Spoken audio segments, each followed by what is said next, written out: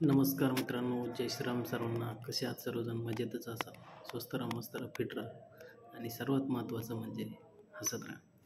तर मित्रांनो, गणपतीची धामधूम आज 8-9 दिवस झाले आणि 1 दिवसाने गणपती विसर्जन होईल आणि त्याच्याविषयी मला जरा थोडं बोलूशी वाटलं की आपण बोललं पाहिजे. का बोललं पाहिजे?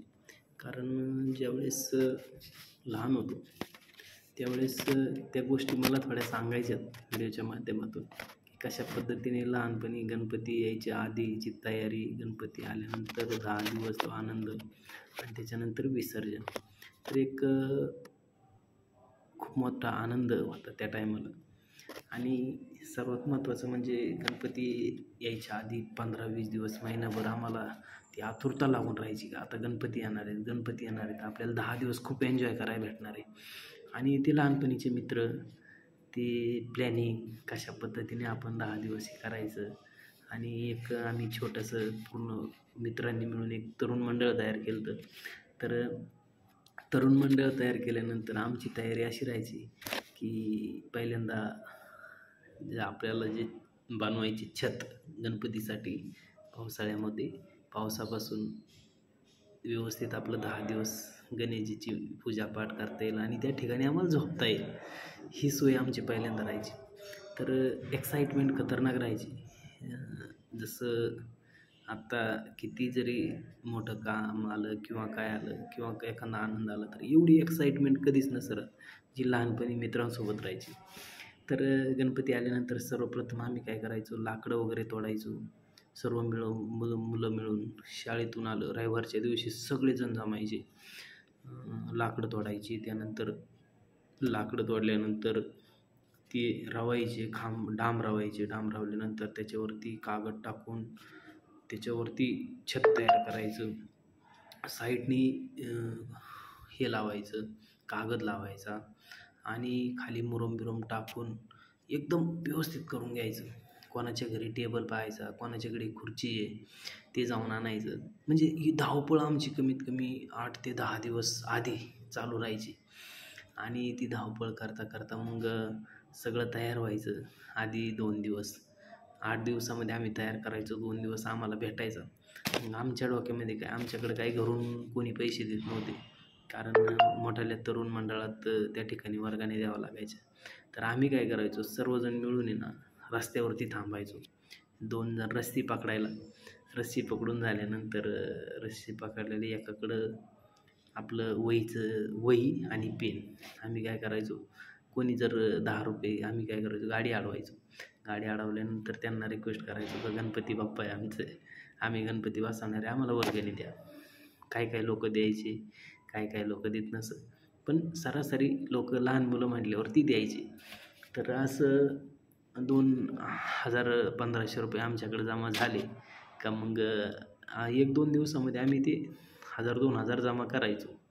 पण रस्त्यावरती थांबल्यावरती गाड्या त्याचा रोज चालूच असतं. मग कोणी 100 देईल, कोणी 50 देईल, कोणी 10 देईल, कोणी 20 देईल, जे देईल ते घ्यायचे. 5 रुपये, 1 रुपयापासून सुद्धा वर्गाने आम्ही घेतलेली. आणि भरपूर एक्साइटमेंट राहायचं की आता वर्गणी झाली आपल्याकडं. आणि मग आम्ही काय करायचो, आम्ही 50-50, 100-100 रुपये काढायचो, मुलं मिळून, नाही का. तर असं 2-3 हजार रुपये व्हायचे आमच्याकडं जेमतेम. मग आम्ही त्याच्यानंतर मूर्ती आणायला जायचं तो दिवस, आदल्या दिवशी, नाही का. आदल्या दिवशी मूर्ती वगैरे पाहायची, आणायची आणि ती कुठंतरी एखाद्या दुकानात म्हणा किंवा कुठंतरी ठेवायची गावामध्ये आणून. मग दुसऱ्या दिवशी ज्यावेळेस गणपती बसवायचे त्या दिवशी वेगळी धावपळ राहायची.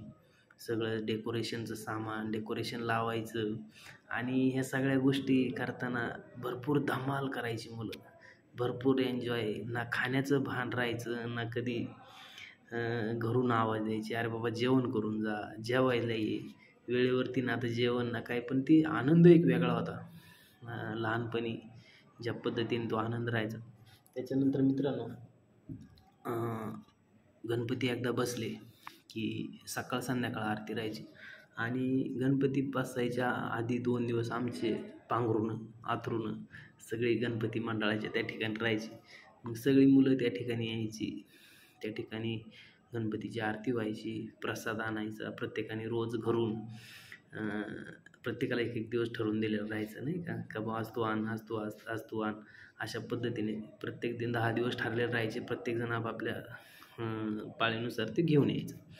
तर प्रसादाचं टेन्शन नव्हतं. आरती व्हायची सकाळ संध्याकाळ आणि तिथं झोपायला राहायचो आम्ही. तर संध्याकाळचे आमचे खेळ राहायचे, लपाछपी असेल, चोर पोलीस असेल आणि भरपूर प्रकारचे नाही का खेळ राहायचे. असे खेळ आम्ही खेळायचो. 10 दिवस फुल खेळ खेळायचो आम्ही. सगळ्यात जास्त चोर पोलीस हा खेळ आहे ना, एवढा भयंकर खेळायचो आम्ही. 1-1 किलोमीटर आम्ही पळायचो. चोर पुढं, त्याच्या पाठीमागं पोलिसाची टीम. आणि भरपूर दमायची मुलं, फार घामाघाम व्हायची. रात्रीचे 11-11 वाजेपर्यंत खेळायचो आम्ही. आणि घरचे कसं गावाकडं एवढं कोण मुलांकडं लक्ष देत नाही किंवा काय नाही, पण खेळायच्यात मुलं तर खेळायच्यात. आहे मंडळात गेलेला आहे, गणपती का बसवल्यात त्या ठिकाणी असतात तर असतात. मग घरचे जेवणापुरते आवाज द्यायचे, जेवण करायचं आणि निघून जायचं. तर 10 दिवस कसे निघून जायचे कळतच नव्हते मित्रांनो. एवढा भारी टाईम निघून जायचा, विचारू नका तुम्ही. आत्ता ते जर दिवस आठवले ना, असं वाटतं अरे बापरे, कुठं आपण फसलो आहे. किती लहानपणीचे दिवस छान होते. आणि आत्ता कसं जबाबदारी ज्यावेळेस पडते त्यावेळेस माणसाला बऱ्याच गोष्टीचा त्याग करावा लागतो. सगळ्यात महत्त्वाचं व्हिडिओ बनवण्याचं कारण हे की लहानपण तुम्ही कसे जगले आणि त्याच्यानंतर जबाबदारी पडते. जबाबदारी पडल्यानंतर तुम्ही त्या लहानपणीच्या गोष्टी आठवून. आत्ता मित्रांनो, मी गणपती बसायच्या दिवशी ड्युटी जॉईन केली आणि खूप वाटत होतं मला की थांबावा, गणपती पाहावा. पण आपली मजबुरी राहते काही. घराची जबाबदारी असेल, परिवाराची जबाबदारी असेल आणि जबाबदारी माणसाला तुमचे सगळे शौक खेचून घेते. तर हे सगळ्यात महत्त्वाचं आहे. आणि मित्रांनो, गणपती विसर्जनाच्या दिवशी मोठ्याल्या मंडळांकडं ढोल ताशे राहायचे नाही का. मग त्याच्यातलं आम्ही काय करायचो, एक ताशा, एक ढोल, ते टाळ बीळ घेऊन आम्ही यायचो त्यांच्याकडून आणि त्याच्यावरती आम्हीच वाजवायचो, आम्हीच नाचायचो आणि गुलाल बिलाल आपला 2-3 किलो घेऊन यायचो आम्ही नाही का उठवायच्या दिवशी. आणि विसर्जनाच्या दिवशी एवढा एन्जॉय, बापरे बापरे विचारू नका. कारण त्या टायमाला काही DJ वगैरे काही नव्हते. आपलं ढोल लेझिम असंच राहायचं. त्याच्यावरती नाचायची सगळी तरुण मंडळी आणि आम्ही पण त्याच्यावरती नाचायचो. आणि ते एक मंगळागौरी बसल्यानंतर त्या टायमाला मुलींचं रात्रीचे फेर धरणं म्हणतात. तुम्हाला माहीत आहे का नाही मला माहीत नाही, पण आमच्या तिथं माझ्या छोट्या छोट्या बहिणी होत्या, तिच्यापेक्षा मोठ्याल्या मुली असायच्या. फेर धरायच्या त्या ठिकाणी, गाणी म्हणायचे. सगळ्या मुली एकत्र येऊन त्या ठिकाणी गाणी म्हणायची. अजून बऱ्याच साऱ्या गोष्टी खेळ खेळायचे मुलींचं पण. आणि एक 10 दिवस म्हणजे एक आनंदोत्सव असला भारी वाटायचं ना, विचारू नका. आणि आत्ता जर आठवले ते दिवस तर असं वाटतं की आपण खूप मिस करतो आहे ते दिवस. आणि त्या पद्धतीने जगणं पण शक्य नाही. जे लहानपण असतं, टेन्शन नाही, काय नाही काय नाही काय नाही, कोणाचं देणं नाही घेणं नाही, कुणाला 4 शब्द बोलणे नाही, काय नाही. आपण आपल्या मस्तीत, आपण आपल्या आनंदात खुश. घरची परिस्थिती काय आहे, कोण काय करते, काही नाही मित्रांनो. फुल एन्जॉय. लहानपणीच ते एन्जॉय म्हणजे एन्जॉय राहतो. आणि गणपती आल्यानंतर ते प्रत्येक वर्षी जाणवतं की बाबा आपण जबाबदाऱ्या आपल्यावरती वाढत गेल्यात. त्यामुळे आपल्याला ह्या गोष्टींपासून लांब जावं लागते. भरपूर इच्छा असते, सगळ्या गोष्टी असतात, परंतु काही गोष्टी आपल्या हातामध्ये नसतात. त्या नियतीने तय करून ठेवलेल्या असतात, त्यानुसार तुम्हाला चालावंच लागतं. आणि मित्रांनो, ह्यासाठीच व्हिडिओ बनवला. आणि त्याच्यानंतर मित्रांनो, विसर्जन वगैरे झालं. रात्रीचे 12-1 वाजायचे आम्हाला विसर्जन करायला. गणपती बाप्पाचं विसर्जन वगैरे करायचो आम्ही. दरवर्षी आमचा हा नित्यनेम राहायचा की आम्ही जरी लहान लहान होतो, परंतु ते गणपतीचे जे 15 ते 20 दिवस आमच्याकडं व्हायचे ना, वर्षातला एवढा आनंद आम्हाला कधीच होत नसं. एवढा आनंद ते गणपती आल्यानंतर व्हायचा. पण आम्हाला तो काय व्हायचं, सगळी मुलं एकत्र यायची आणि प्रत्येकाने प्रत्येकाचं काम वाटून घ्यायचं, करायचं जबाबदारीने. आणि एक चांगलं प्लॅन करून ते गणपती बसवणं असेल, 10 दिवस ती गणपतीची आरती असेल, तुमचा खेळ असेल, गणपती विसर्जन असेल, त्याच्यामध्ये जो आनंद आणि जे तुम्ही ज्या पद्धतीने त्या ठिकाणी तुमची एनर्जी असते ना, ती जबरदस्त असते. आणि आत्ता तसं काय राहिलं नाही मित्रांनो. किंवा लहान मुलं असं पाहायला भेटत नाही सहजासहजी, की लहान मुलं एकत्र येतात किंवा ह्या गोष्टी करतात. भरपूर ते प्रमाण कमी झाले आणि ह्या गोष्टीत जाऊन मुलांच्या हातामध्ये फोन आल्यात. फोन आल्यामुळं सगळे जे खेळ आहेत किंवा ह्या गोष्टी आहेत ह्याच्यापासून ही मुलं लांब गेल्यात.